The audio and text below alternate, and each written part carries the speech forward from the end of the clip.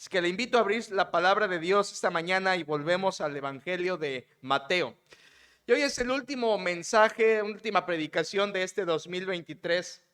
Y siempre que inicia un nuevo año, termina uno y comienza otro, la mente y el corazón del hombre tienden a pensar, a reflexionar, tienden a ponerse melancólicos.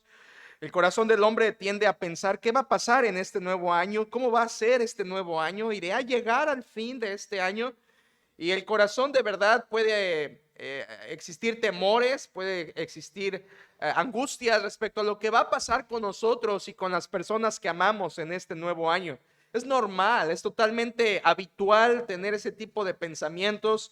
Y hoy quisiera que la palabra de Dios consolara y alentara un poco nuestros corazones respecto a esto. Aunque este es el último mensaje de este año que les voy a predicar y está basado en nuestro estudio de Mateo, tiene mucho que ver con el nuevo año. Hoy les voy a hablar de dos palabras particularmente que quisiera que pusieran en su mente y en su corazón y que nos pueden ayudar mucho para el nuevo año. La primera palabra es protección y todos queremos la protección de Dios este nuevo año. Todos queremos que Dios nos proteja. Todos queremos que en este 2024 su protección nos rodee y esté alrededor de nosotros. Protección de Dios, quisiéramos, yo anhelo protección del Señor para mí, para usted, para mi familia, la protección del Señor por encima de todo. Pero además de la protección, también anhelo la dirección de Dios en mi vida y yo quiero que Dios me guíe en este 2024. ¿Y usted? Yo quiero que el Señor me guíe, que dirija mis pasos, que me enseñe el camino en el que debo andar y que su guía esté siempre para mí a guiarme a sus caminos. Así que estas dos palabras hoy, al ser el último mensaje de este 2023, quisiera ponerlas en su mente, protección y dirección, y al mismo tiempo retomar nuestro estudio del Evangelio de Mateo. Vaya allí, por favor, y estamos en capítulo 2. Recuerda la última ocasión, la semana pasada estuvimos hablando. Finalmente terminamos la sección de los magos, un pasaje tan rico donde el punto principal era la adoración. Recuerda, capítulo 2, versículo 11, y al entrar en la casa vieron al niño con su madre María y postrándose, ¿qué? Lo adoraron. El punto de esa porción, versículos 1 hasta el 12, fue la adoración al rey. Cristo es adorado como bebé por los magos, y si se acuerda, es un pasaje de contrastes. Tenemos dos reyes, uno con estrella, Cristo, uno sin estrella, Herodes. Uno causa adoración, Cristo, otro causa turbación, Herodes. Un contraste muy marcado, no solo entre los dos reyes, sino también entre las dos actitudes que vimos en esa visita de los magos. Por un lado tenemos a los sabios que adoran al Señor, eran magos, verdaderos sabios de Oriente, y tenemos a los necios de Jerusalén, Herodes y todo su grupo de escribas y sumos sacerdotes. Ahí tenemos el contraste entre sabios verdaderos y necios verdaderos. Ahora cambiamos de canal y cambiamos de pensamiento cuando llegamos al versículo 13. Y todo cambia, el panorama cambia. De ser de gozo, versículo 10, recuerda, y al ver la estrella se regocijaron con muy grande gozo aquellos magos. De ser una escena de gozo y de adoración, cambia radicalmente a ser una escena de prueba y persecución. Déjeme dar lectura a versículos 13 al final del capítulo 2 y plantear este pasaje de esta mañana. Dice, versículo 13, después que partieron ellos, refiriéndose a los magos, he aquí un ángel del Señor apareció en sueños a José y dijo, levántate y toma al niño y a su madre y huye a Egipto. Y permanece allá hasta que yo te diga, porque acontecerá que Herodes buscará al niño para matarlo. Y él, José, despertando, tomó de noche al niño y a su madre y se fue a Egipto. Y estuvo allá hasta la muerte de Herodes, para que se cumpliese lo que dijo el Señor por medio del profeta cuando dijo, de Egipto llamé a mi hijo. Herodes entonces, cuando se vio burlado por los magos, se enojó mucho y mandó matar a todos los niños menores de 2 años que había en Belén y en todos sus alrededores, conforme al tiempo que había inquirido de los magos.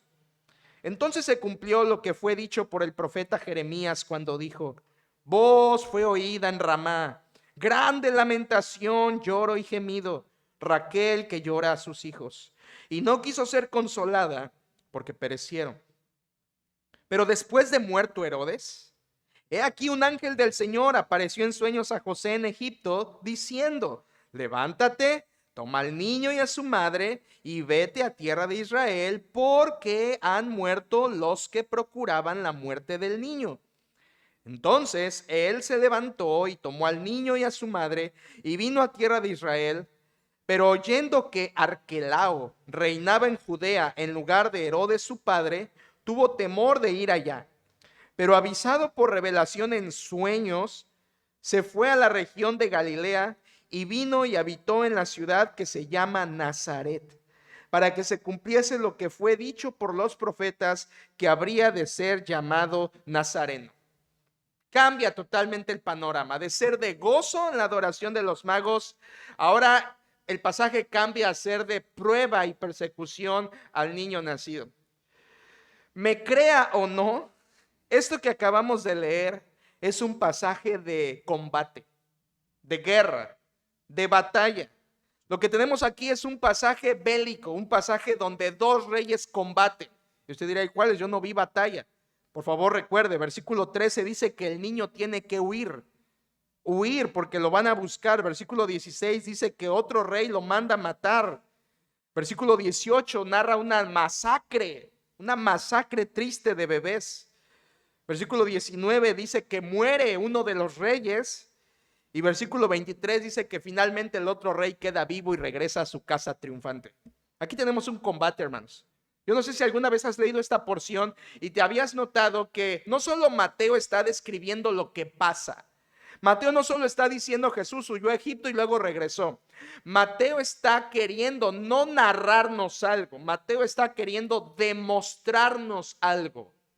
¿Recuerdas cuál es el enfoque completo del Evangelio de Mateo? Él quiere presentar a Jesucristo como rey. Y si Jesucristo es rey, entonces ese rey tiene que ganar y ser victorioso. Lo que tenemos en versículos 13 al 23 es cómo Jesucristo el rey venció al rey de su tiempo, que es Herodes. Lo que tenemos aquí es una victoria del rey. Lo que tenemos aquí es el rey Jesús venciendo al rey Herodes. ¿Lo notas?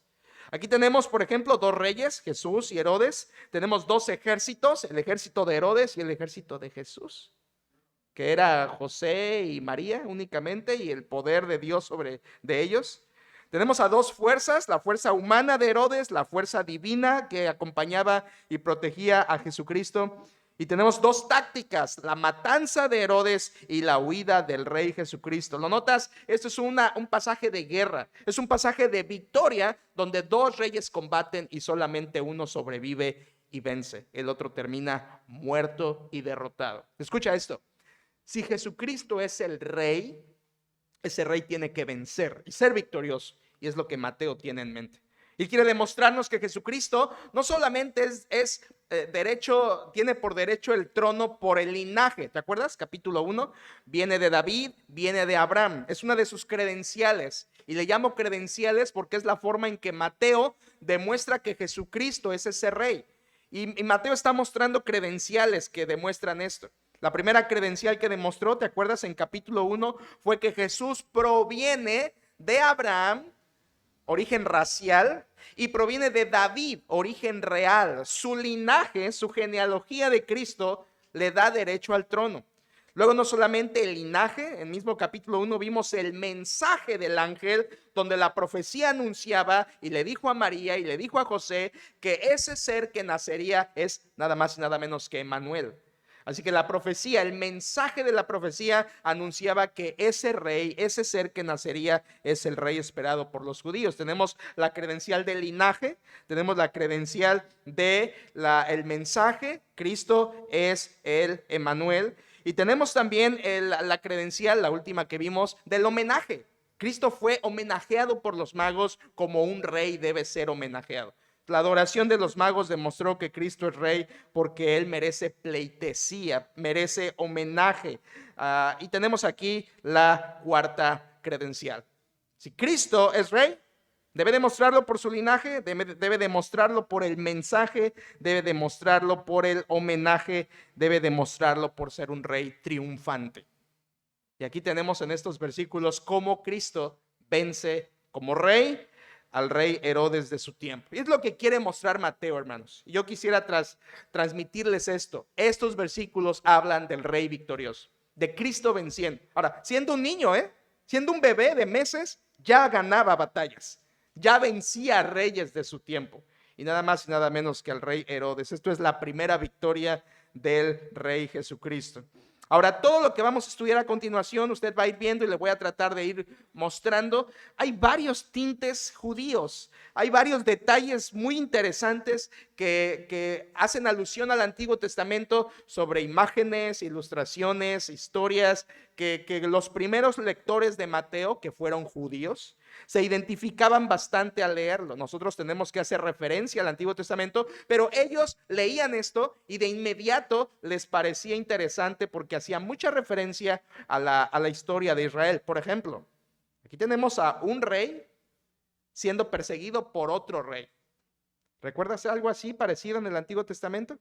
¿Recuerdas a un rey viejo, necio, loco, semejante a Herodes, persiguiendo a un rey joven, que es el verdadero rey? ¿Recuerdas a un rey anciano, viejo, decrépito, tratando de matar al verdadero rey? ¿Recuerdas ese rey viejo que el hombre puso? ¿Y recuerdas ese rey joven que Dios puso? ¿Recuerdas ese? ¿De quién estoy hablando? De Saúl, que quería matar a David. ¿Y qué tenemos aquí? Tenemos al hijo de David siendo perseguido por un Saúl actual, que es el rey Herodes. Entonces los judíos leían esto y de inmediato les saltaba a su mente los recuerdos de la historia de Israel en el pasado, en el Antiguo Testamento. Cosas como esas te voy a ir mostrando varias durante este estudio. Entonces, este es un pasaje de guerra, es un pasaje de victoria y quiero mostrarte cómo Cristo venció. Pero hay algo interesante. ¿Notas que en el versículo 16 dice que hubo una matanza de niños?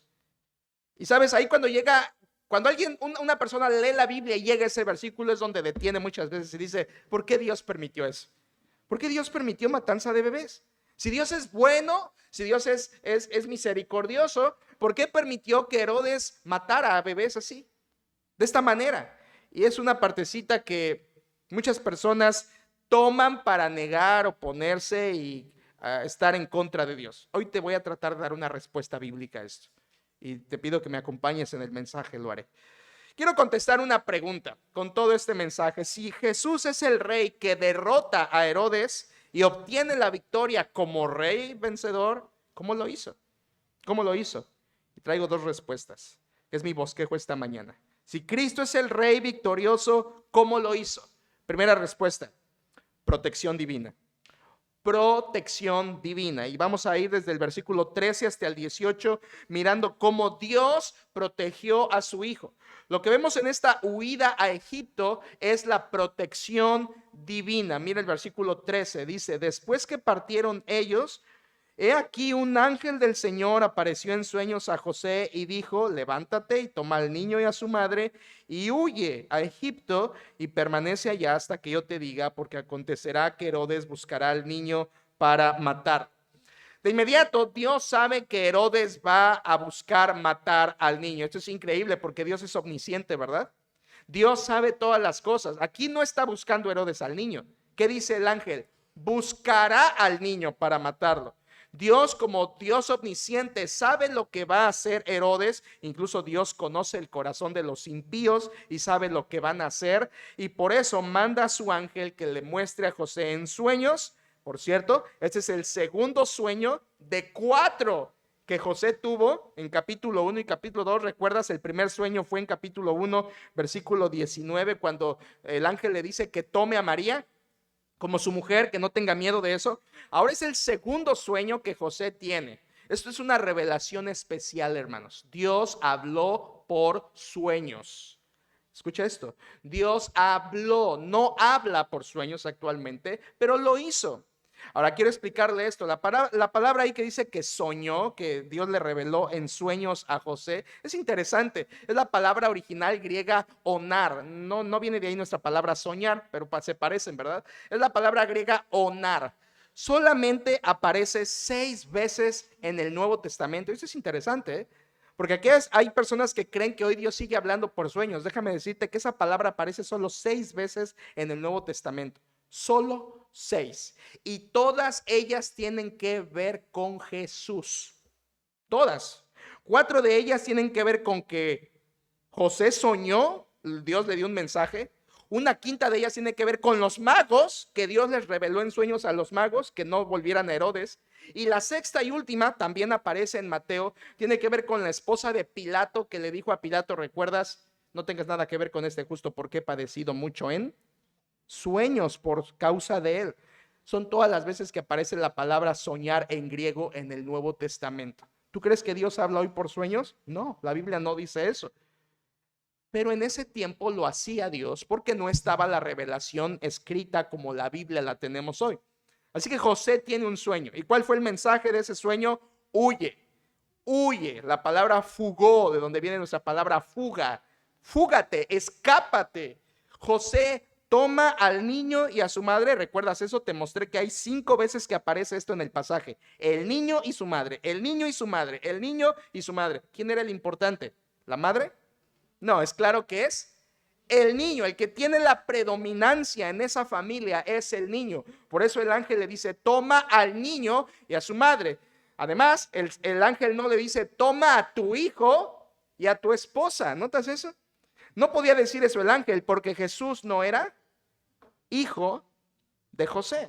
Y esto defiende el nacimiento virginal que habló el capítulo 1, versículos 21 y 22. Así que el ángel le dice, toma al niño y a su madre y huye. Dios sabe que va a ser perseguido. Ahora, ¿recuerdas un poco de José? Hablamos de él hace algunas semanas. José, versículo 14, dice, y él despertando, tomó de noche al niño y a su madre y se fue a Egipto.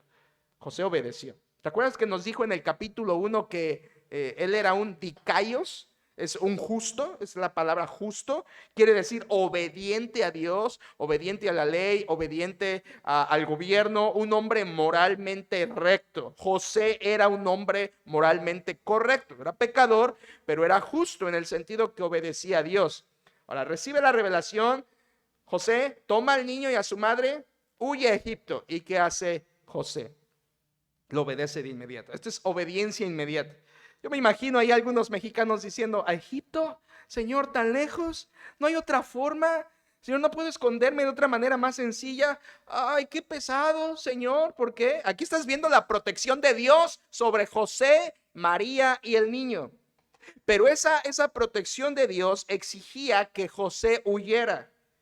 Él tenía que huir de noche. ¿Te fijas que fue de noche? Ahora, una vez más, ¿recuerdas a alguien que tuvo que salir a prisa de noche en el Antiguo Testamento? Claro, tenemos en Éxodo capítulo 12 la huida de Israel de Egipto de noche. Así que los judíos están leyendo a Mateo y les salta a la mente todos estos detalles.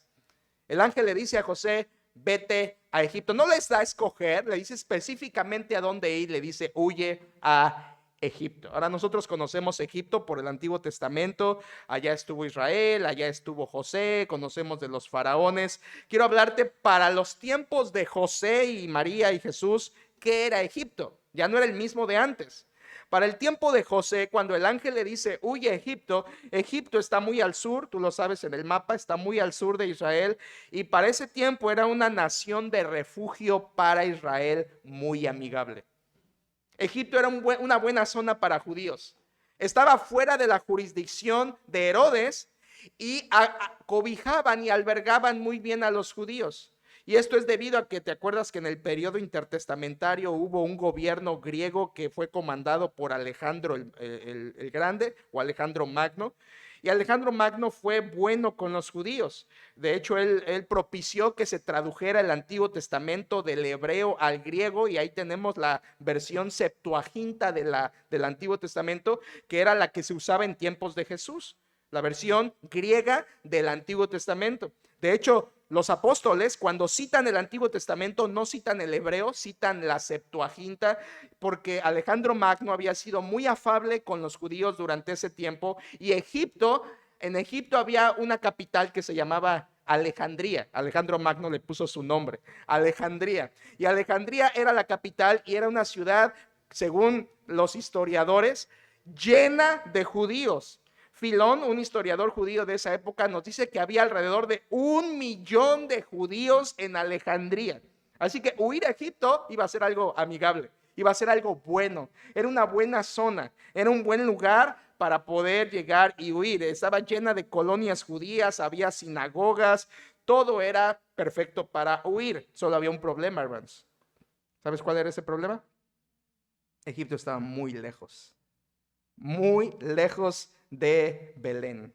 Actualmente ellos están en Belén, José y María, y Egipto está a 120 kilómetros en la frontera. Pero después de la frontera tenían que caminar otros 160 kilómetros para llegar a una ciudad habitable. De modo que lo que el ángel le dice de parte de Dios a José es que se traslade casi 300 kilómetros en esta huida. ¿Puedes pensar en esto? Dios le está diciendo, te voy a proteger, pero tienes que caminar 300 kilómetros para eso. Ahora, no es autobús, no es coche, no es moto, no es bici, no es avión. Estamos hablando de 300 kilómetros a pie. Ahora, si tú eres padre me vas a entender. Tú sabes qué difícil es viajar con un bebé. Si yo lo que menos quiero es viajar con mis bebés. Quiero estar en mi casa, no quiero viajar. José y María iban con un bebé, que es Jesucristo, un bebé de meses. Y tú sabes que un viaje con bebés se hace más lento, más despacio, más tedioso, más complicado, más cansado. Dios les dice, huyan a Egipto, y esos son casi 300 kilómetros con un bebé.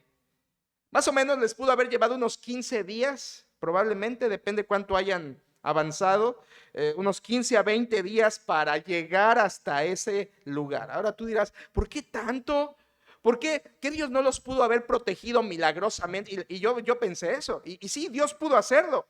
Dios pudo haberlos protegido con una burbuja celestial y que no les pasara nada. O Dios pudo haber hecho que los soldados de Herodes quedaran ciegos delante de Jesús y no lo mataran. O que José y María y Jesús fueran invisibles a los ojos de los soldados de Herodes. Claro, Dios pudo haber hecho un milagro así, lo pudo haber hecho, pero no lo hizo.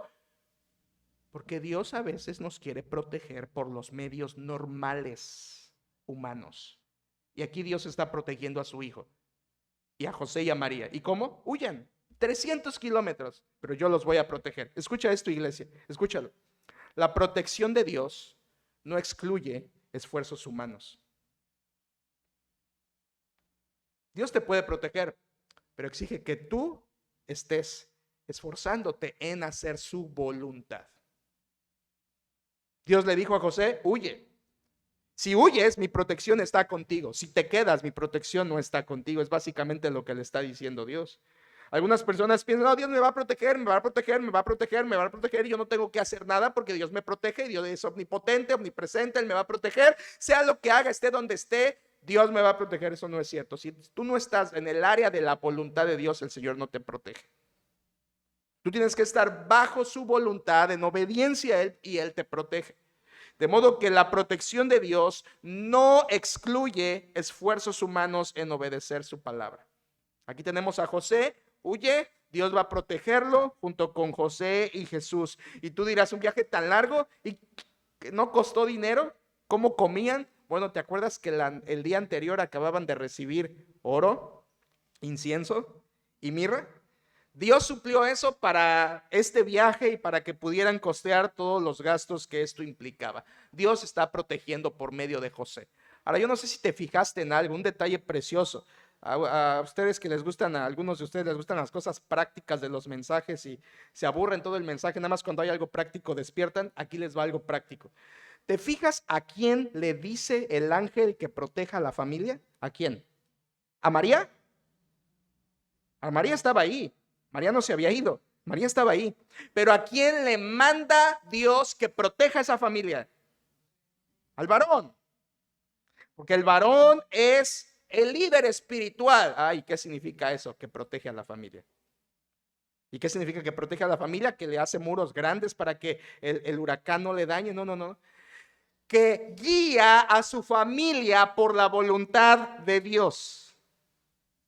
José está encargado, delegado por Dios para que proteja a esa familia, no María. Dios nos ha hecho fuertes a los varones en algunos sentidos y es para proteger a nuestra familia. Si tú eres un varón, tu deber es proteger a tu familia. Y no es, escucha esto por favor, proteger no es mantener. Mantener es otra cosa. Dar zapatos, comida, techo y sustento está bien. Pero eso no es la labor principal. La labor principal es protección. Y la protección es dirigir a la familia bajo la voluntad que Dios ha dejado en su palabra. Esa es tu responsabilidad, mía como esposo y varón. Y es la responsabilidad que un día Dios nos va a demandar a nosotros. Por supuesto, en hogares donde es comprensible, no hay un varón en la casa que esté como líder espiritual, Dios inviste a la dama de ese poder para dirigir a su hogar, a sus hijos, bajo la voluntad de Dios, donde tristemente, por diferentes circunstancias, no hay un hombre líder de ese hogar temeroso del Señor. Pero donde hay un hombre, ese hombre debería ser protector, porque eso es liderazgo espiritual. José toma al niño y a su madre, te advierto, y José obedeció. Dios protege a su hijo y quiero que notes algo. Jesús es un bebé. Te dije la semana pasada, entre 4 y 6 meses. ¿Y qué está pasando? Ya está siendo perseguido. Jesús es un bebé y ya lo están persiguiendo. Y esto lo vas a ver durante toda su vida en su ministerio. ¿Qué pasó? Lo persiguieron. A sus discípulos los persiguieron. A los apóstoles los persiguieron. Y a nosotros, la Biblia dice, todo el que quiera vivir piadosamente padecerá persecución. No te haga extraño que seamos perseguidos de alguna forma. Por eso, aunque Jesús fue perseguido desde bebé, en el capítulo 5 nos dice, bienaventurados sois cuando por mi causa os vituperen y os persigan. Porque él ya lo había vivido desde bebé. Él sabe lo que está diciendo. Él fue perseguido desde su infancia. Ahora, en todo esto, en esta huida, estamos en versículo 14, no te pierdas. En todo esto, Mateo dice, se cumplió una profecía. Versículo 15 dice, y estuvo ahí hasta la muerte de Herodes para que se cumpliese lo que dijo el Señor por medio del profeta. Hace un mes te mostré que esa frase que acabo de leer, esto aconteció para que se, etcétera, etcétera, aparece 16 veces en Mateo. Recuerda, Mateo quiere enfatizar que este bebé, este niño y luego este Jesús, hombre histórico, real, es el que los profetas dicen. Y te lo expliqué. Si tú quieres, en tiempos de Mateo, si tú querías conquistar el corazón de un judío, era por medio de la profecía. ¿Recuerdas cuando Pablo predicaba en el libro de los Hechos? Cuando predicaba a judíos, ¿por dónde empezaba a predicarles? Por las profecías. Así que si tú querías convencer a un judío, tenías que enseñarle las profecías cumplidas en la vida de Cristo. Y es lo que Mateo está haciendo aquí. Una de esas 16 veces que aparece, dice versículo 15, para que se cumpliese lo que dijo el Señor por medio del profeta, cuando dijo, ¿qué frase? De Egipto llamé a mi hijo. ¿Dónde está esa cita? Bueno, esa cita Mateo la está tomando de Oseas capítulo 11.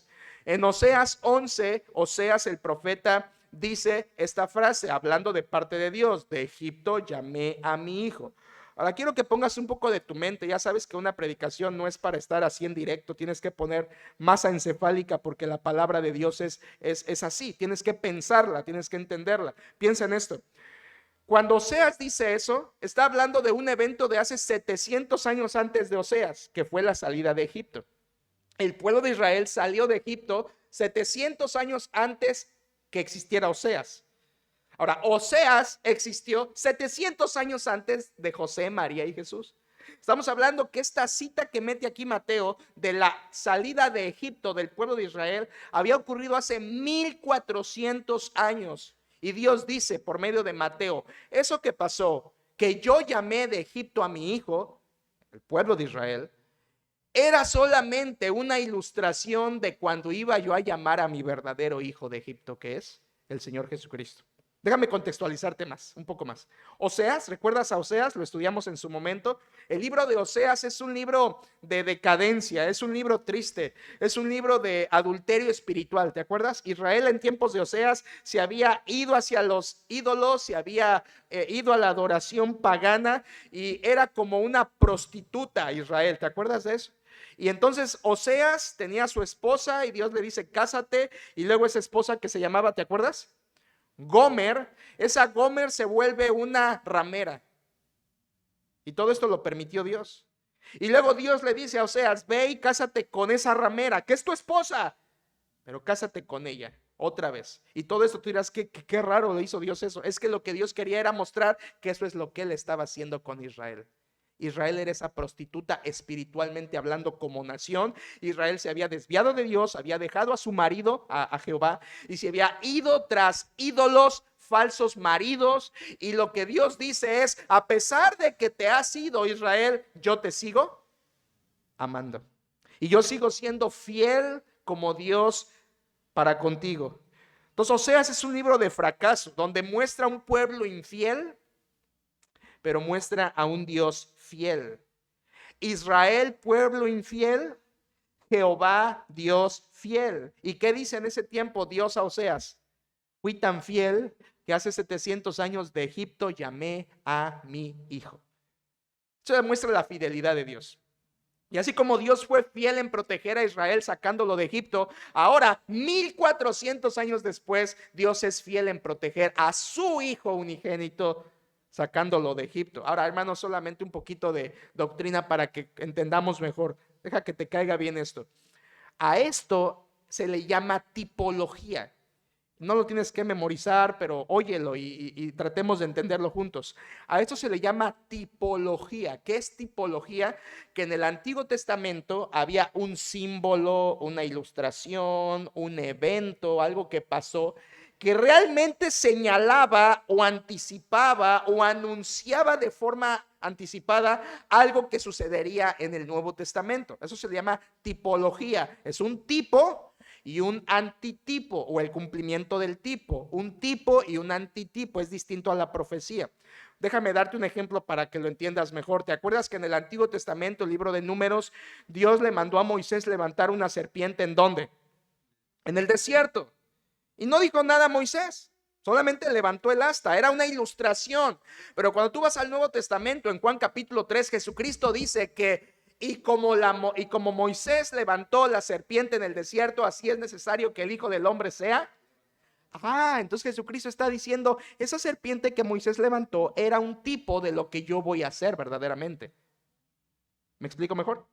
Eso que había pasado en el Antiguo Testamento solamente era un anuncio de lo que realmente iba a ser su cumplimiento real en el Nuevo Testamento en Cristo Jesús. Entonces, cuando Dios saca a Israel de Egipto, era un tipo de lo que Él iba a hacer con su Hijo verdadero Jesucristo, sacándolo de Egipto. Aquí tenemos un tipo y un antitipo, y hay otro en el pasaje que te lo voy a mostrar en un momento más. Dios libró a Israel de Egipto, Dios sacaría a Cristo de Egipto. Entonces, la estancia de Cristo y de José y de María en Egipto era el cumplimiento verdadero de lo que Dios había hecho en el Antiguo Testamento, donde ilustraba solamente lo que Él haría con Jesucristo en el Nuevo Testamento. Ahora quiero que notes algo, por favor, versículo 15. Y estuvo allá hasta la muerte de ¿quién? ¿Quién murió? Herodes. Ahí tienes la muerte de Herodes. Herodes muere, pero pasó algo antes de que él muriera. Mira, por favor, versículo 16. Herodes entonces, versículo 16. Herodes entonces, cuando se vio burlado por los magos, se enojó ¿cuánto? Mucho.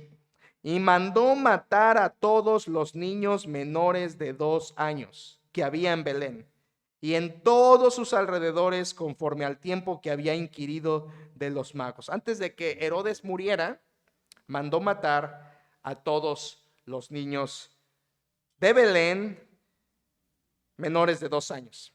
Dice versículo 16, se vio burlado por los magos. La palabra burlado es una palabra importante. Es lo que sintió Herodes. Él se sintió burlado. La palabra griega es enfaizó. Y se utiliza, por ejemplo, en Mateo 27, cuando los soldados le pusieron a Cristo la corona, el palito en su mano, y lo golpeaban y le hacían reverencia, y allá se traduce para escarnecerle. La palabra enfaizó literalmente significa jugar con alguien para ridiculizarlo. Eso es lo que sintió Herodes.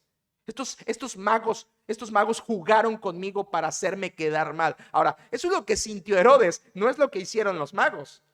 Los magos obedecieron a Dios porque el versículo 12 dice que Dios les reveló que no volvieran a Herodes y ellos obedecieron a Dios porque eran creyentes.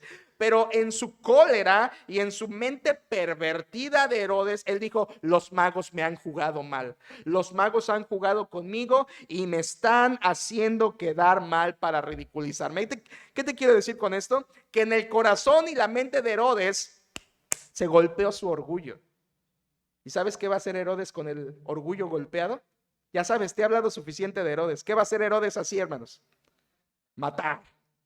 Matar. Herodes era experto en matar. Y ahora, fíjate esto. Dice versículo 16 lo que él pasó en su corazón. Dice, se enojó mucho. Se enojó mucho. Ahí tienes una frase única en el Nuevo Testamento. No vuelve a pasar esa frase en todos los 27 libros del Nuevo Testamento. Tumó Lian. Tumó quiere decir, es una palabra muy fuerte, quiere decir un enojo fuerte, una ira fuerte. Y luego está intensificada por Lian. Y Lian quiere decir excesivamente.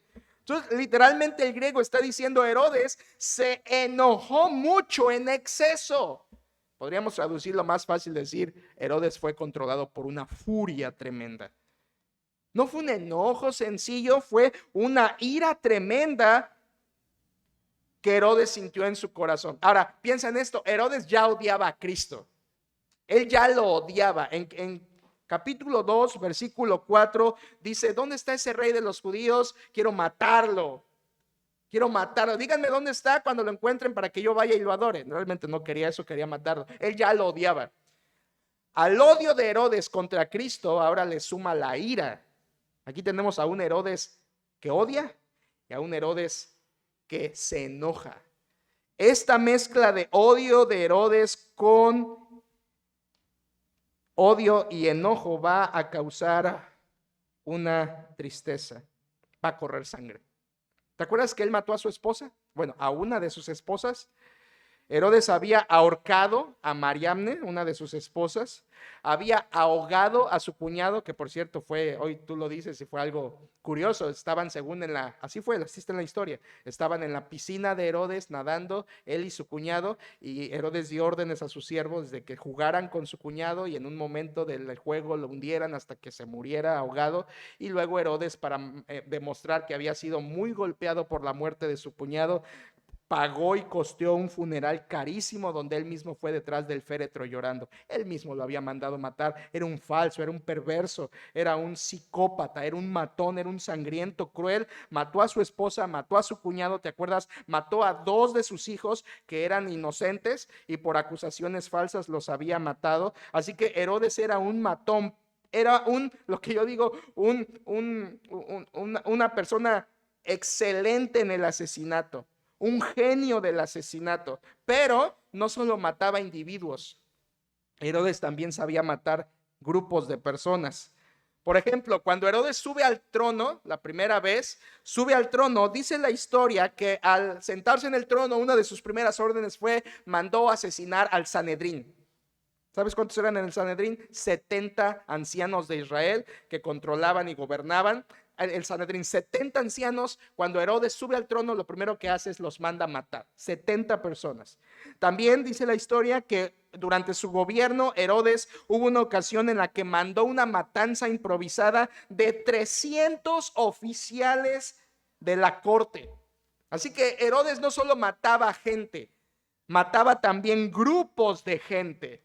Y te conté hace unas semanas que cuando él iba a morir mandó capturar a las personas más insignes de Jerusalén con la orden de que el día que yo me muera, mátenlos también a ellos. Porque me he dado cuenta de que nadie va a llorar por mi muerte, así que quiero que se derramen lágrimas, maten a esas personas. Ahora, Josefo nos dice que sí pasó, sí los capturaron, pero el día que Herodes murió, no mataron a esas personas. Así que Jerusalén celebró doble. Celebró la muerte de Herodes y celebró la liberación de esas personas que había mandado matar en vida. Herodes era tremendo. Lo que quiero decirte es, Herodes sabía matar gente y Herodes sabía matar grupos de gente.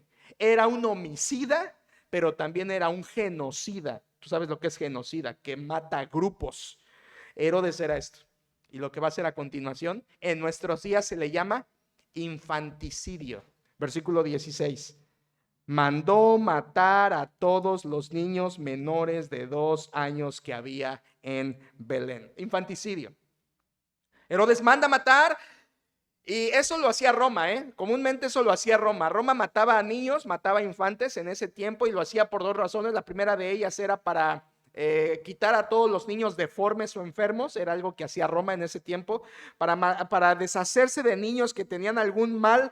Roma simplemente los quitaba del mapa. Y también Roma lo que hacía era para controlar la densidad de población, mataba niños también. Ahora, ¿te acuerdas de alguien en el Antiguo Testamento que mató niños para controlar la población? ¿Te acuerdas de alguien? Faraón, en tiempos de Jocabed, cuando el faraón en Egipto mandó matar a los niños hebreos. ¿Te acuerdas? Un detalle más judío en esta porción de Mateo. Ahora el genocida ya no es Faraón, ahora es Herodes, y mandó matar a los niños. Ahora, yo pienso esto, yo creo esto. Yo creo que Herodes sabía que era imposible que encontrara a este niño rey recién nacido. Yo creo que él sabía que era imposible. ¿Por qué? Porque los magos no le habían dado información, porque seguramente los magos ya le habían dicho a José y a María, a la familia, que huyeran. La mente de Herodes voló suficiente.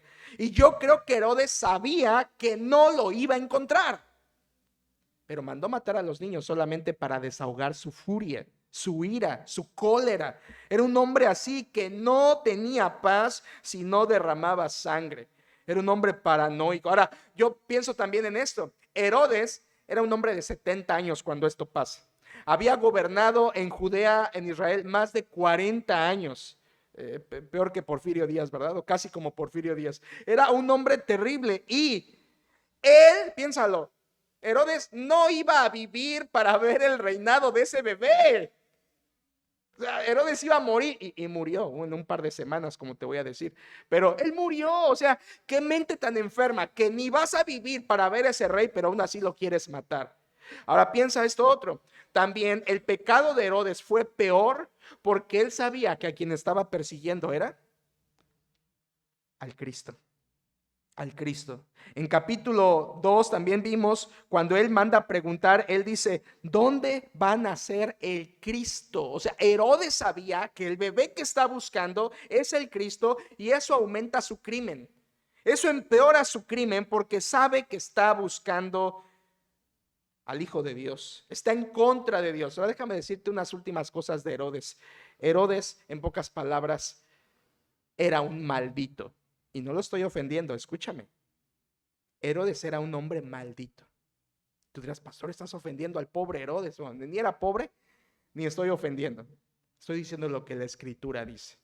Pablo dice en 1 Corintios 16:22, el que no amare al Señor Jesucristo sea anatema. Y anatema es un sinónimo de maldito por Dios. Herodes no amaba a Cristo, odiaba a Cristo, y eso la Biblia dice que lo ponía en la posición no de bendecido por Dios, sino de maldito por Dios. Y quiero decirte que no solo Herodes, cualquier persona que se opone a Dios se coloca de manera voluntaria en esa misma posición.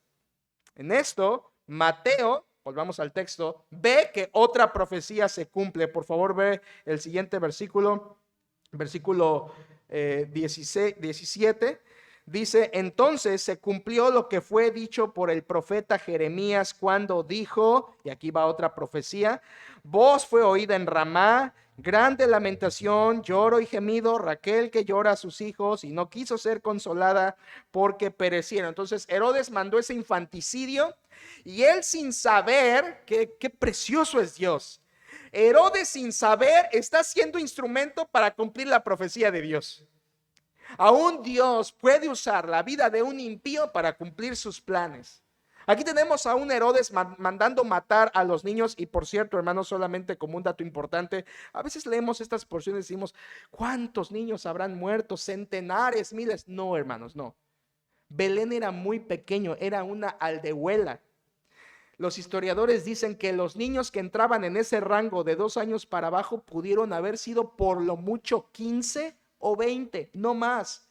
Ahora, no quitamos que fue una atrocidad, pero también pongámosle a esa atrocidad el tamaño correcto. Quizá fueron unos 15 niños los que mandó matar Herodes de Belén y sus alrededores. Ahora, eso en tiempos de Herodes, hermanos, no era noticia, ¿eh? Eso no causaba conmoción. Herodes mataba cada rato. Matar 15 bebés de Belén no era noticia en el periódico de Jerusalén. Para las únicas que les dolió en el corazón la muerte de esos bebés, fue para sus madres. Y por eso Mateo dice, aquí se cumplió otra profecía. Versículo 17. Entonces se cumplió lo que fue dicho por el profeta Jeremías cuando dijo, voz fue oída en Ramá. Grande lamentación, lloro y gemido, Raquel que llora a sus hijos y no quiso ser consolada porque perecieron. Aquí hay otra profecía cumplida de este rey Jesucristo. Y una vez más, hermanos, es una profecía cumplida totalmente en el Señor. Aquí cita a Jeremías. Lo dice versículo 17. Jeremías en el capítulo 31 está a punto Jerusalén de ser arrasada por los babilonios. ¿Te acuerdas un poquito de Jeremías? Te recuerdo algunas cosas. El profeta Jeremías es el último profeta del Antiguo Testamento que habla antes de la caída ante Babilonia.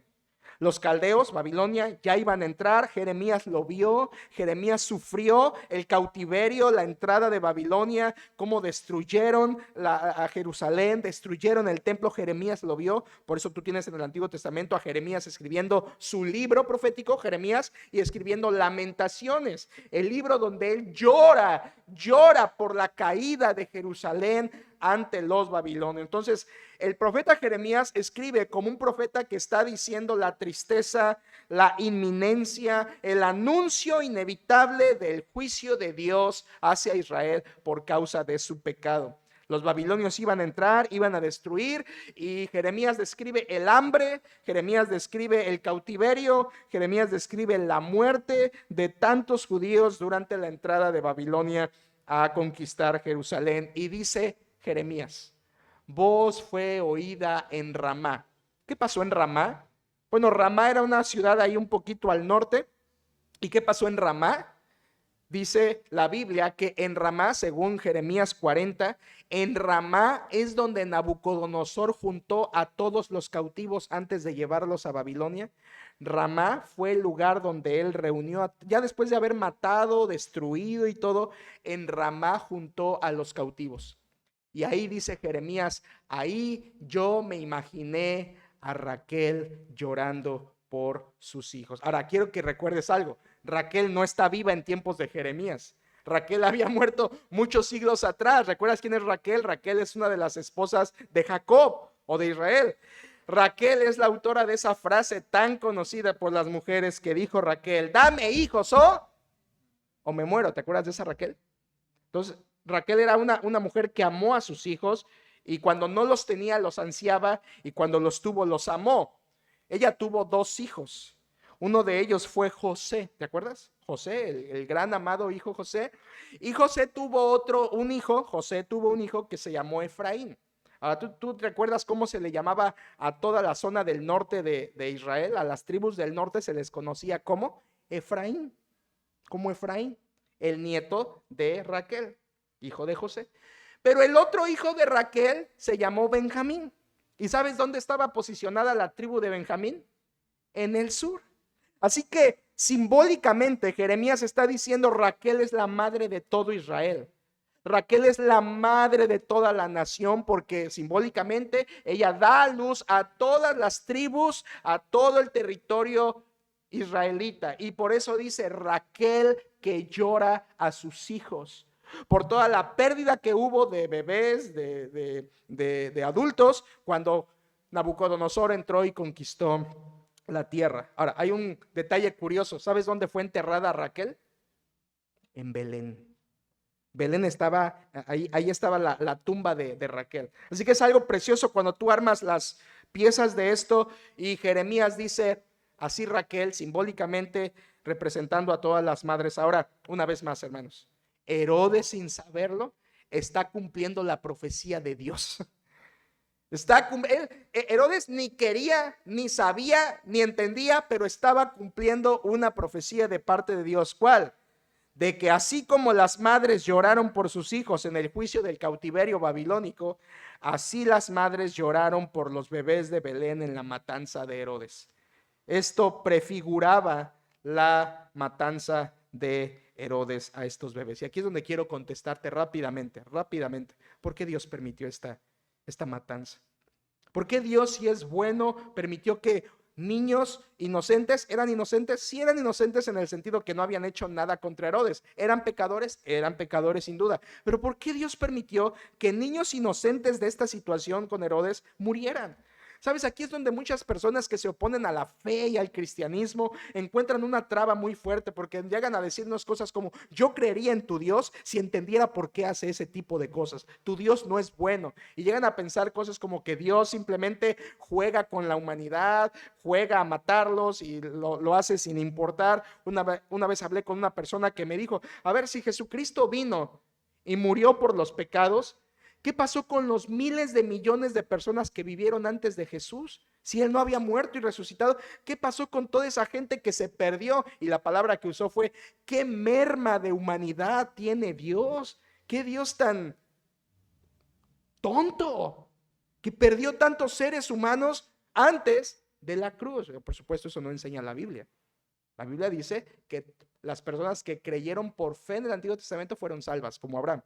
Creyó Abraham a Dios y le fue contado por justicia y fueron salvos. Pero esa persona no entendía eso, simplemente decía: si Cristo apareció hasta el año tal, todos los que vivieron antes, ¿qué merma? ¿Qué merma? Bueno, no, a veces las personas que leen la Biblia se topan con este tipo de cosas y no se las explican, no las entienden y las toman como una oposición. Déjame darte una respuesta que no es mía de por qué Dios permitió la matanza de los bebés. Y sabes, yo podría pasar al siguiente versículo y decir: hermanos, fue voluntad de Dios, no nos metamos más, sigamos adelante, siguiente. Pero yo creo que la Biblia sí da respuesta. Y como creo que la Biblia da respuesta de por qué Dios permitió esto, yo quiero que usted lo sepa también y lo comparta. Déjame responderte por qué Dios permitió el infanticidio en Belén a partir de 3 enfoques o 3 ángulos. Primer ángulo, de parte de los bebés. ¿Sabes por qué Dios permitió eso de parte de los bebés? Cuando un niño es de 2 años o menos, él está dentro de lo que conocemos como la etapa de inocencia, no porque no tengan pecado, sino porque no saben distinguir el bien y el mal.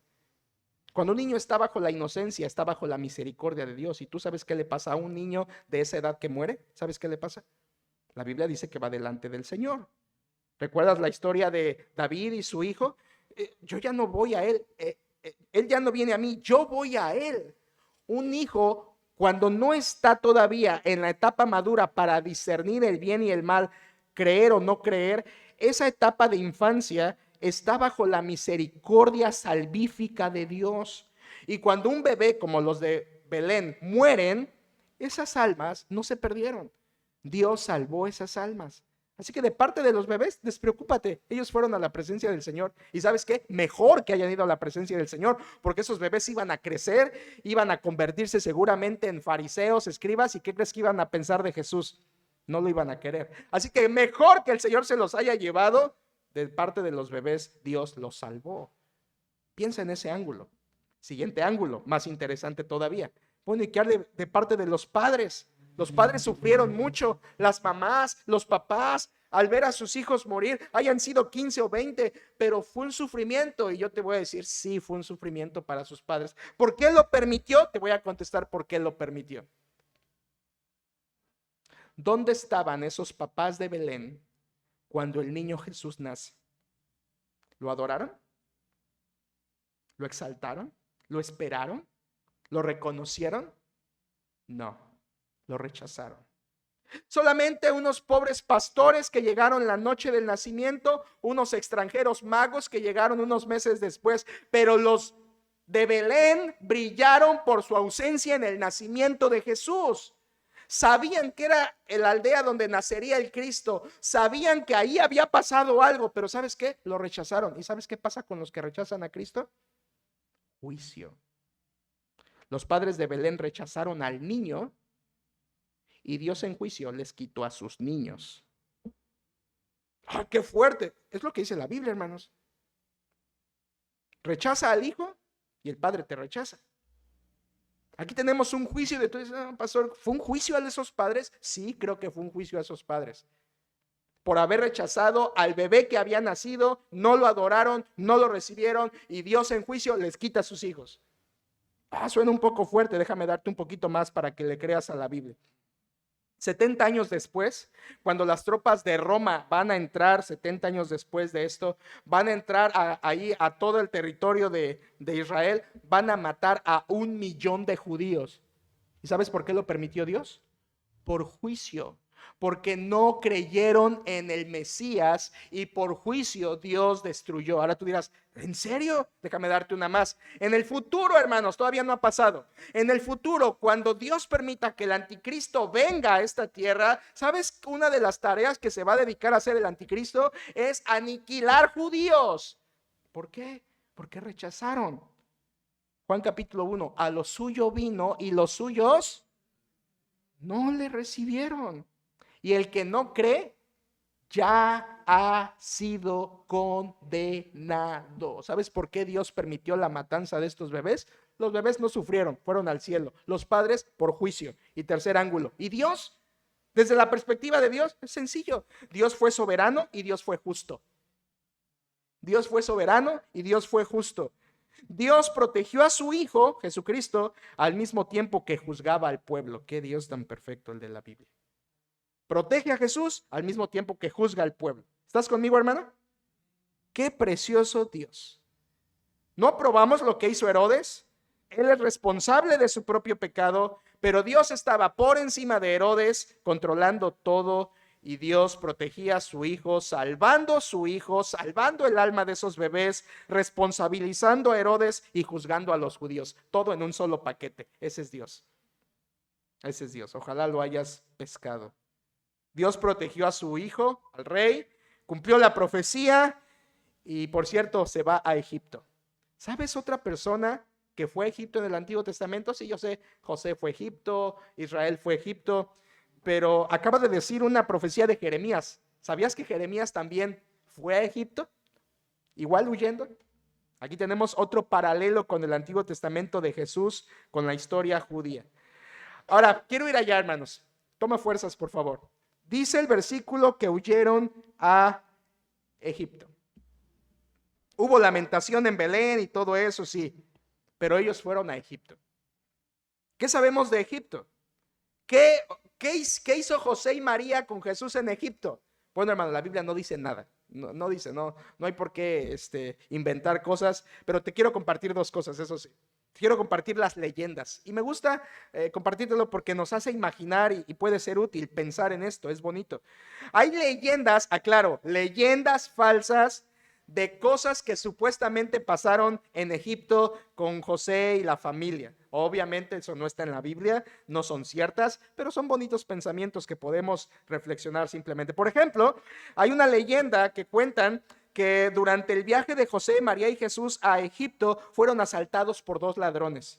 Y uno de esos 2 ladrones quería matarlos, pero el otro quería perdonarles la vida. Finalmente, el ladrón que quería perdonarles la vida ganó y los llevó a su cueva, les dio de comer, atendió a José, a la familia, y el hijo de ese ladrón era un niño leproso. Entonces dice la leyenda que María enjuagó a ese bebé con el agua que había bañado a Jesús y esa lepra de ese niño se quitó. Después, 30 años después, ese hijo, ese bebé que había sido limpiado de lepra era, según la leyenda, esos 2 hijos eran los que estaban al lado de la cruz de Cristo. Está bonito pensarlo, es falso, pero es bonito pensarlo, ¿no? Y que ese que fue perdonado en la cruz es aquel que había sido sanado de lepra con el agua de Jesús. Por supuesto, no es cierto, hermanos. Y que se llama Demas, tampoco es cierto. Pero es bonito imaginar esas cosas, ¿no? Todas las peripecias que pudieron haber pasado José y María en ese camino. Hay otra historia, todavía más de película. Hay otra leyenda que cuentan entre los rabinos y los historiadores que José y María y Jesús se refugiaron en una cueva camino a Egipto para no ser vistos por los soldados de Herodes y que una araña tejió una tela a la entrada de de esa cueva, de modo que cuando pasaron los soldados vieron, no, en esa cueva no hay nadie, porque el que hubiera entrado hubiera roto esa telaraña, y que supuestamente una araña protegió milagrosamente a José, María y a Jesús. Por supuesto, eso tampoco está en la Biblia, ni creo que haya sido cierto, pero es bonito pensarlo. Y hay una más, y esta me gusta todavía un poco. Dicen las leyendas que estando en Egipto había un niño endemoniado, ya ahí José y María viviendo allá, había un niño endemoniado, y que María colocó un pañal de Jesús sobre la cabeza del niño endemoniado y lo liberó del demonio. Qué bonita historia, pero falsa. Yo te voy a decir, si tú pones en la cabeza un pañal a alguien, no le va a pasar nada más que suciedad, ¿verdad? No le va a transmitir nada más que... Y si quieres tratarlo, al rato te paso, tengo varios pañales, ¿eh? Si quieres, de una vez te ponemos uno a ver si te funciona. No, por supuesto que no, son leyendas, son cosas que no pasaron, pero eso es bonito pensarlo. Ahora, te voy a decir algo que sí pasó. No solo leyendas no pasaron, pero te voy a decir algo que sí pasó. Ataques. ¿Sabías tú que la estancia de Cristo y su familia en Egipto fue uno de los argumentos de los que se oponían a él? Empecemos por los fariseos. Los fariseos, cuando Jesucristo crece y tiene su ministerio, ¿qué decían? Por el príncipe de los demonios, echa fuera a los demonios. ¿De qué lo atacaban? De ser un brujo, de ser un diabólico a Jesús, de ser alguien que hacía magia para engañar a las personas. Ahora, escucha por qué. Porque Egipto era conocido en ese tiempo como el lugar de más brujería en el mundo. Y era cierto. De hecho, el Talmud, que es estos escritos rabínicos, el Talmud decía así, cito: 10 medidas de brujería descendieron al mundo. Egipto recibió 9 y el resto del mundo la otra. O sea, sentían que Egipto era el peor lugar de brujería, y de hecho sí lo era, hermanos. Era un lugar terrible, y los enemigos de Jesús lo atacaron diciendo, todo lo que él sana y hace milagros es porque lo aprendió en Egipto. Eran ataques que le hicieron a Jesús, no solo los fariseos. Hubo un rabino, que esto me gustó investigarlo, un rabino que se llamó Eliezer ben Hircanus, que por cierto vivió en el primer siglo, pudo haber llegado a conocer personalmente a Cristo, pudo haberlo visto, son contemporáneos. Y este rabino, que era muy influyente en la religión judía, en la Mishnah y todos estos escritos de los padres judíos, y de las tradiciones y de la ley, de sus discusiones de la ley, él dijo lo siguiente, y cito a Eliezer ben Hircanus, dijo: Jesús tenía las fórmulas mágicas que usaba para sus milagros tatuadas todas en su cuerpo para no olvidarlas. Terrible. Esto decía un hombre contemporáneo, y decía que Jesús tenía tatuadas las fórmulas, las brujerías, para practicarlas y después engañar a la gente. Todo esto eran enemigos de Cristo que usaron su estancia en Egipto para atacarlo. Y por último, hubo un filósofo que tú ya a lo mejor lo habrás escuchado alguna vez, un filósofo que se llamó Celso. Y Celso atacó el cristianismo, esto ya es en un poquito años después. Celso, un filósofo, atacó al cristianismo diciendo que Jesús había crecido en Egipto alquilando sus servicios de brujo allá, y que después regresó a su tierra para autoproclamarse Dios, mostrando milagros que no eran otra cosa sino hechicerías. Y hubo un cristiano que se llamó Orígenes, ¿lo has oído? Y Orígenes le contestó a Celso, y están esas cartas de debate hasta nuestros días. Lo que dijo Celso, lo que contestó Orígenes para defender a Cristo y la verdadera fe. Entonces, varios enemigos de Cristo usaron la estancia en Egipto para atacarlo. Ahora, obviamente, hermanos, todo esto es absurdo. Cristo y su familia no estuvieron en Egipto salvo algún par de semanas. No te imagines que en Egipto estuvieron 2 años, 1 año, 6 meses. Fueron pares de semanas, quizá 2, 3 semanas. Quizás se extendió 1 mes máximo. ¿Cómo lo sé si no estuve ahí? Porque la historia dice, hermanos, que Herodes murió en abril del año 4 antes de Cristo. La matanza que él mandó debió haber sido un par de semanas antes. Por lo tanto, Jesús y su familia estuvieron, si acaso, algunas semanas en Egipto solamente, pero Jesús no creció allí. No creció allí. Son solo ataques. Quiero terminar. Esta mañana hablamos acerca de la protección divina y cómo Dios protegió, y te vas dando cuenta, va protegiendo, va cumpliendo profecías Dios en todo esto. Pero hay algo más que Dios hizo. Además de la protección divina, vamos a terminar versículos 19 al final, hablando acerca de la dirección divina.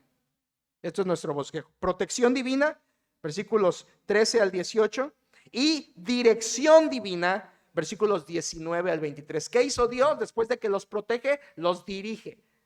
Versículo 19, nótalo. Pero después de muerto Herodes, esa es mi frase favorita del pasaje, Herodes muere.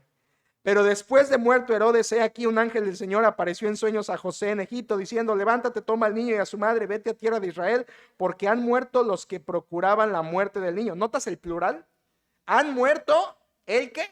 No, los que. O sea que Herodes en su matanza no estaba solo. Muy seguramente estaban sus hijos con él también. Era un grupo que estaba buscando la muerte del Señor. Hermanos, Herodes muere. Gracias a Dios, murió. El historiador Josefo dice que murió de esto, y cito a Josefo: murió de esto, : entrañas ulceradas, órganos podridos, llenos de gusanos, constantes convulsiones, aliento fétido, que ni médicos ni baños calientes lo pudieron recobrar. Cierro cita. Eso dijo el historiador Josefo, que es de lo que murió. Tú vas a la historia, a otra historia más moderna, y dice que Herodes murió de insuficiencia renal. No creo eso, le creo más a Josefo. Realmente este hombre se pudrió por dentro.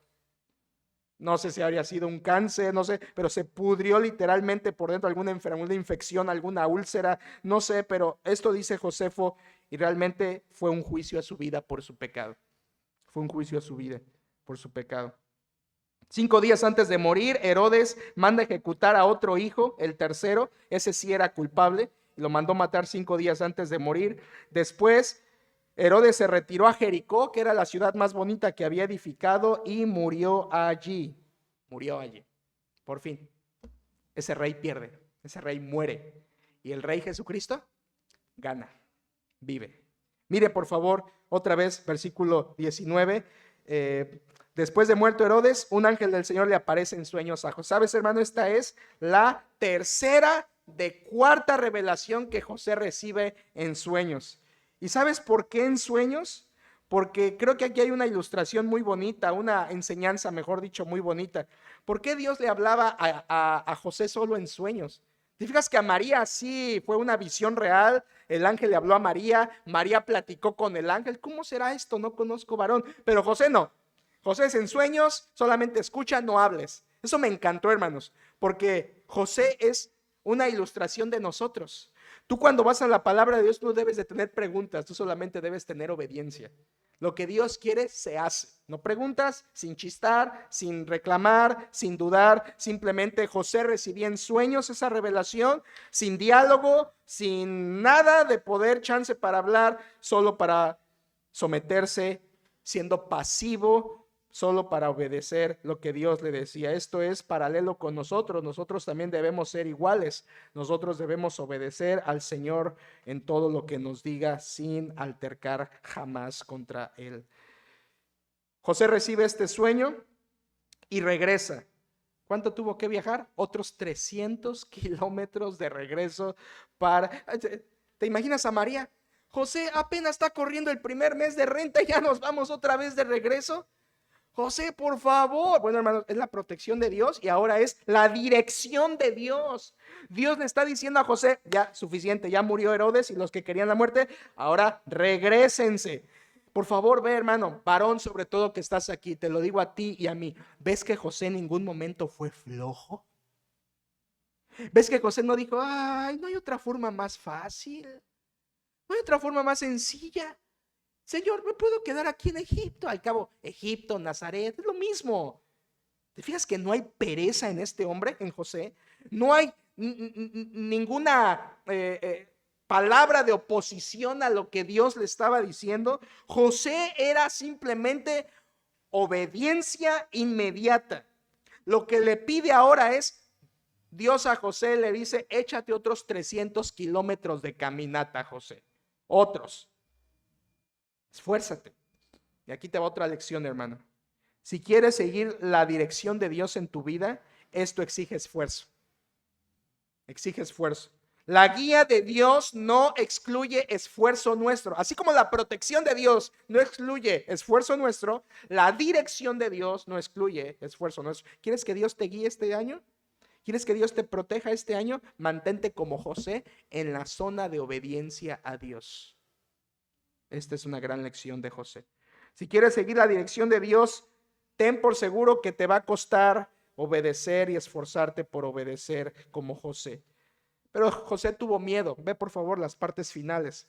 Versículo 20, 21, dice, entonces él se levantó, aquí ves la obediencia, y tomó al niño y a su madre y vino a tierra de Israel. Viajó otros 300 kilómetros. Versículo 22 viene su miedo.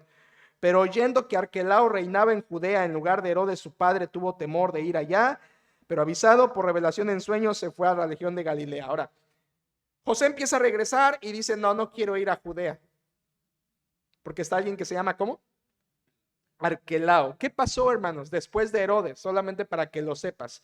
Cuando muere Herodes, se abre su testamento y el testamento de Herodes había dejado su gobierno a 3 de sus hijos. O sea, el gran gobierno de Herodes, que gobernaba todo Israel, lo dividió en 3 de sus hijos. Arquelao gobernaba la parte sur, donde estaba Judea, donde estaba Belén, donde estaba Jerusalén. Arquelao gobernaba allí. Antipas gobernaba el norte, donde estaba Galilea. Y Felipe, el tercer hijo, gobernaba del otro lado del río. Así aquí tienes a los 3 hijos de Herodes, como se dividió el reino: Arquelao, Antipas y Felipe. ¿Y esto qué nos ayuda? Bueno, porque Arquelao fue como Roboam y Salomón. Su dedo más pequeño era más grueso que los lomos de su padre. Si Herodes fue un sanguinario, Arquelao lo fue peor, hermanos. Arquelao era matar, peor rey que su padre, más salvaje, más despiadado, más insensible, más cruel. Dice la historia que mató a 3,000 judíos un día porque se le antojó. Creyó que se le iban a rebelar y mandó matar a 3,000 en plena Pascua. Era un hombre terrible. Por eso José tuvo miedo de ir a Judea, porque sabía que Arquelao estaba ahí y Judea con Arquelao no era nada seguro. Ahora tú dirás, otro hombre peor que Herodes, sí, se llamó Arquelao, pero no te preocupes, lo quitaron pronto. 9 años duró solo como gobernante y Roma lo quitó. No le funcionó. Roma lo quitó. Y cuando Roma quitó a este hombre Arquelao de gobernar Judea, dejó de tener hijos de Herodes ahí y lo que puso fueron procuradores romanos. Ahora solo que escuches esto para luego te lo recuerdo. Procuradores romanos comenzaron a gobernar el sur. El primero de ellos se llamó Coponio. Después de Arquelao gobernó Coponio, pero era ya un procurador romano. El segundo se llamó Marco Ambibio. El tercero se llamó Anexo. El cuarto se llamó Valerio Grato. Y el quinto se llamó Poncio Pilato. De ahí viene Poncio Pilato. Une los puntos en tu mente. Esto es un poco de historia. José tuvo miedo de ir a Judea porque ahí estaba Arquelao, y Dios, ¿qué hace, hermanos? Le da otro sueño. Versículo 22. Pero oyendo que Arquelao reinaba en Judea en lugar de Herodes su padre, tuvo temor de ir allá. Y aquí está. Pero avisado por revelación en sueños, ¿qué hizo? Se fue a la región de Galilea. Aquí tienes el cuarto sueño de José. ¿Sabes, hermano? Ya José tenía un despertador, se llamaba el ángel. José ya tenía miedo de irse a dormir. O sea, ¿qué me va a decir Dios ahora, no? 4 veces en la porción del capítulo 1 y 2, 4 veces Dios le habla en sueños y cosas difíciles. Era su despertador favorito de José. Ya hasta tenía miedo a dormirse, pobre José. Ahora Dios le dice, vete a Galilea. Galilea estaba en el norte. ¿Sabes quién gobernaba ahí? Te lo dije hace un momento. En el norte comenzó a gobernar el otro hijo de Herodes, que se llamó Antipas. Y Antipas es el Herodes que nos vamos a encontrar en los evangelios, hermanos. Él fue el que entrevistó a Cristo antes de ir a la cruz. Este es el Antipas que nos vamos a encontrar en el resto de Mateo, el que gobernaba en el norte. Y era un mejor rey. Era un mejor rey que Arquelao, era un mejor rey que su padre. Por eso Dios le dice a José, vete al norte, a Galilea, y específicamente a Nazaret. Ahora, hermano, siempre que le dicen a mi esposa, bueno, no siempre, pero algunas veces, ¿dónde es, hermana? De Villahermosa. Y hemos encontrado personas que dicen, Villahermosa, la ciudad de las dos mentiras. ¿Has oído eso? Una broma de muy mal gusto, por cierto. Villahermosa, la ciudad de las dos mentiras, porque ni es villa ni es hermosa. Ja, ja, ja, ja, ja. Broma de mal gusto. Déjame decirte algo que es de buen gusto. Nazaret era la ciudad no de las dos mentiras. Nazaret era la ciudad de las dos caras. Nazaret en real sí tenía dos caras.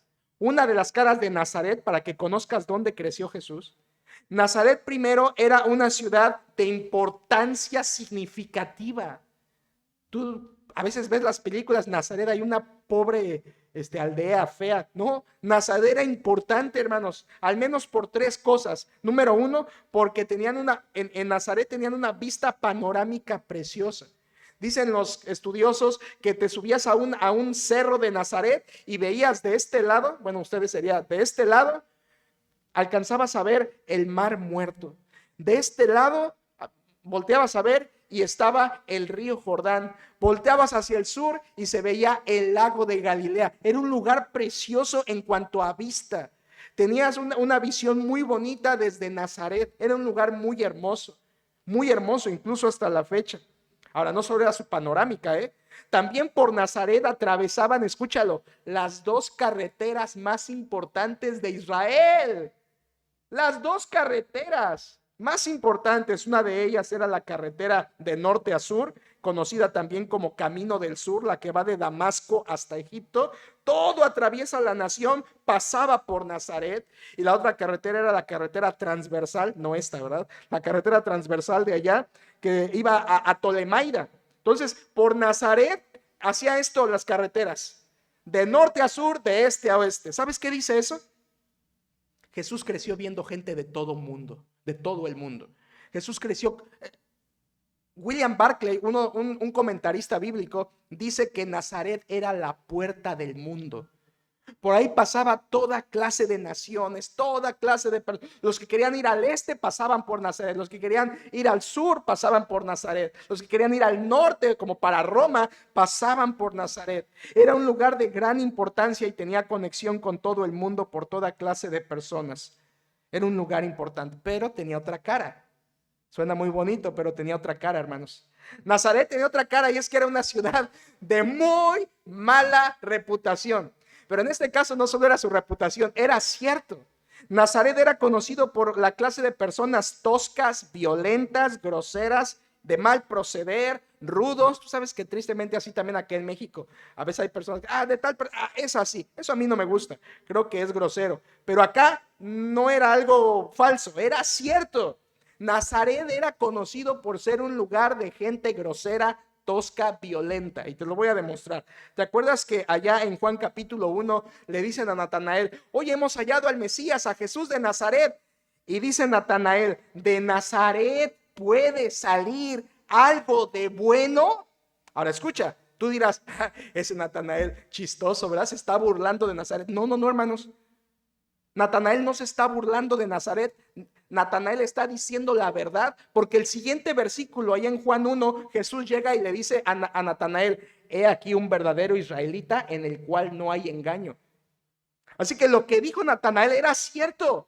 Nazaret era terrible, era un lugar donde no se esperaba que saliera nada bueno, y no es que solo tenía la fama, lo era también. Eran personas groseras, toscas, violentas, de mala fama, y ahí creció Jesucristo, hermanos. Qué tremendo, ¿verdad? Qué tremendo.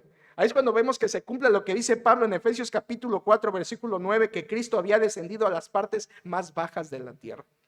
Vivió en Nazaret, entre gente terrible. O lo que dice Juan capítulo 1, versículo 9, aquella luz verdadera que alumbra a todo hombre, venía a este mundo, un mundo de tinieblas. Ahí creció Jesucristo, el Hijo de Dios. Y terminamos, hermanos, con la última profecía, versículo 23. Lo lee conmigo para cerrar, por favor. Después de conocer un poquito de Nazaret, leámoslo juntos, dice, y vino y habitó en la ciudad que se llama Nazaret, para que se cumpliese lo que fue dicho por los profetas, que habría de ser llamado Nazareno. Mateo diciendo, por si me faltaba alguna profecía que enfatizar, aquí les va otra más. vivió en Nazaret para que se cumpliese lo dicho por los profetas. ¿Te acuerdas que te dije que eran unos 300 kilómetros desde Egipto hasta Belén? Bueno, pues de Belén tenía que hacerse otros 90 kilómetros a Nazaret porque Nazaret estaba en el norte. Así que el viaje de regreso fue peor, casi 400 kilómetros hasta llegar a Nazaret. Y dice Mateo, y ahí se cumplió una profecía más. Habría de ser llamado Nazareno. Y tú me preguntarás, pastor, ¿y dónde está esa profecía en el Antiguo Testamento? Y te respondo, no está. No está. Esa profecía en el Antiguo Testamento no está. Ningún profeta dijo será llamado Nazareno. Ninguno. Ahora, esto no es un error. Déjate lo explico. En la Biblia a veces hay profecías que no se citaron en el Antiguo Testamento y se citan en el Nuevo. Por ejemplo, ¿te acuerdas que en la carta de Judas, Judas cita el libro apócrifo de Enoc? Y eso no está en el Antiguo Testamento, pero lo cita Judas. O por ejemplo, Lucas, que escribe Hechos, él cita a Jesús diciendo, más bienaventurado es dar que recibir. Eso lo dijo Jesús. ¿En qué evangelio lo dijo? Ninguno lo registra. En ninguno está. Entonces, hay ocasiones en que la Biblia nos menciona una profecía en el Nuevo Testamento que no está registrada por escrito en el Antiguo Testamento, pero que era real, que fue verdadera.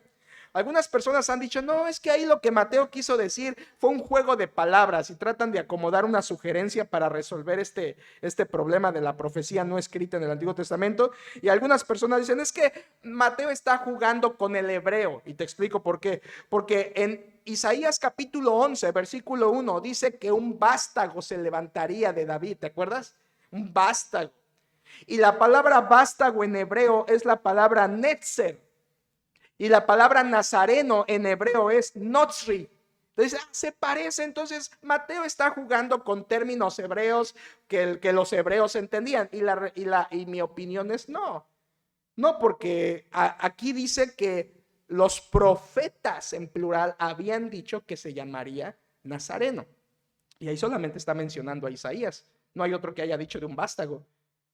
Y además, en tiempos de Mateo, cuando él escribe, aunque escribe a hebreos, esos hebreos no todos sabían hebreo. Así que si alguien leía eso, no le iba a entender. No creo que haya sido esa la respuesta, hermanos. Yo creo que la respuesta y la solución apropiada es la siguiente. Escuche. Ser de Nazaret, ya te lo expliqué, por su mala fama, era un apodo de rechazo. Ser nazareno era como decir ser despreciable. Un apodo de burla. Llamar a alguien nazareno era decir, ese hombre es despreciable. ¿Y sabes qué fue Jesucristo? Despreciado. Isaías 53:3, despreciado y desechado entre los hombres. Isaías 49:7, menospreciado de alma, abominado de las naciones. Y David en el Salmo 22, aquí es donde son dos profetas, porque David es llamado profeta en Hechos 2, y en Salmo 22 David escribe, mas yo soy gusano y no hombre, oprobio de los hombres y despreciado del pueblo. Todos los que me ven me escarnecen. Aquí tienes a Isaías y a David diciendo que el Mesías sería despreciado. Y en tiempos de Mateo, decir nazareno era decir alguien despreciado. Por lo tanto, ahí está la conexión. Jesucristo fue despreciado por su nación y ese desprecio fue permanente. ¿Te acuerdas? Cuando Jesucristo ya está en su ministerio, no echa demonios, sino por el príncipe de los demonios. Los judíos procuraban matarle. Muchos de sus discípulos ya no andaban con él. Y al final de su vida terrenal, antes de resucitar, cuando está siendo juzgado, ¿a quién quieren que os suelte? Y los judíos dijeron, a Barrabás, todo el tiempo despreciado. Y Mateo está queriendo enfatizar eso porque los lectores de este evangelio eran judíos y Mateo quería decirles, ustedes rechazaron al Mesías. Y quería remarcar eso con todo lo que pudiera y con todas las profecías que pudiera. Así que decir nazareno era decir despreciable, golpear a los judíos lectores de este evangelio. Incluso en tiempos de Pablo, a él se le llamó cabecilla de la secta de los nazarenos en el libro de los Hechos. Así que fue un apodo que se siguió por varias décadas. Aquí tenemos, hermanos, la protección de Dios y la dirección de Dios. Dios protegió a su hijo, Dios guió a su hijo, Dios a través de la obediencia de José, él obedeció, fue a Nazaret. Lucas 2 dice que era su ciudad. María y José eran de Nazaret, así que crecieron a su hijo en su casa. Es algo precioso. Dios cuidó a su hijo, Dios guió a su hijo. Aquí termina la guerra, hermanos. Y aquí termina el mensaje. Amén. ¿Dónde nos quedamos? Simplemente Jesús ya está en Nazaret. Próxima semana, próxima vez que estudiemos, saltaremos un trecho de unos 30 años al capítulo 3 y continuaremos estudiando. Pero, hermanos, es increíble esto. Y antes de orar, solo termino diciéndote, este capítulo 2 inicia con Herodes queriendo matar y termina con Herodes muerto. Eso le pasa a todos los que se opongan al niño, que ya no es niño, resucitó y es el rey. Todo el que se oponga al rey terminará como Herodes. Han muerto todos los que procuraban la muerte del niño. Eso le pasará a todos los que rechacen al niño. Jesús es rey por linaje, por mensaje, por homenaje y por ser rey triunfante.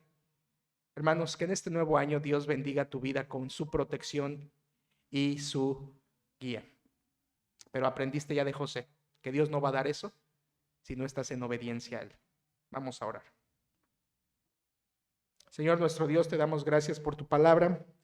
Te damos gracias por ser tan bueno con nosotros, dejarnos estudiarla, Señor, porque ella es llena de verdad y de nutrientes a nuestra vida y conocemos más a Jesucristo y entendemos más el contexto y disfrutamos más de las verdades que ella da. Gracias, Señor, por la obediencia de José, que es de ejemplo a nuestras vidas, no perezoso, obediente, inmediato, dispuesto, esforzado. Esa es la clase de personas que tú proteges y guías. Ayúdanos en este 2024 hasta donde nos lo permitas ser protegidos y dirigidos por ti, pero ayúdanos a ser como José, andando en tu voluntad, cueste lo que nos cueste, andando en obediencia a ti, aunque implique esfuerzo y sacrificio. Señor, hemos estudiado este pasaje que habla de Cristo, pero también nos enseña a vivir en tu voluntad, buscando tu protección y tu guía para este nuevo año. Gracias por Jesucristo el Salvador. Te pido que si hay alguien aquí que no lo conoce en su corazón, que no se ha entregado a Jesucristo, que lo haga, porque Él es el único Salvador. Trae al arrepentimiento y a la fe a esos corazones que necesitan del Señor. Tráelos a la luz. Que no sean como Herodes, terminando muertos, y no solo muertos, sino en el infierno. Lleva al corazón al arrepentimiento y a la fe en Jesucristo para salvación. Y gracias porque la Navidad fue esto, la encarnación de tu Hijo. Bendito seas, Señor, por todo lo que has hecho, y te damos gracias por habernos amado y dado a tu Hijo. En su nombre oramos. Amén.